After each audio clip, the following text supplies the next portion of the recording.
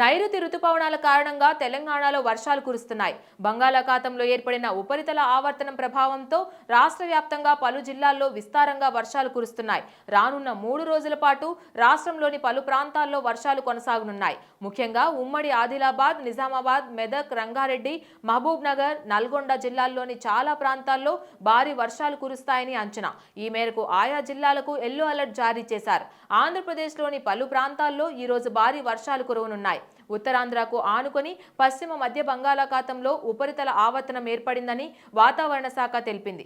బంగ్లాదేశ్ నుంచి ఉత్తర బంగాళాఖాతం మీదుగా దక్షిణ ఒడిశా వరకు, మరాఠాడ్వా నుంచి తెలంగాణ మీదుగా కోస్తాంధ్ర వరకు వేర్వేరు ఉపరితల ద్రోణులు ఏర్పడ్డాయని పేర్కొంది. ఈ ప్రభావంతో ఏపీలో వర్షాలు కురిసే అవకాశం ఉందని వాతావరణ శాఖ తెలిపింది. రానున్న 24 గంటల్లో కోస్తా, రాయలసీమల్లోని పలు ప్రాంతాల్లో వర్షాలు కురుస్తాయని పేర్కొంది. కోస్తా జిల్లాల్లో అక్కడక్కడ భారీ వర్షాలు కురుస్తాయని కూడా తెలిపింది.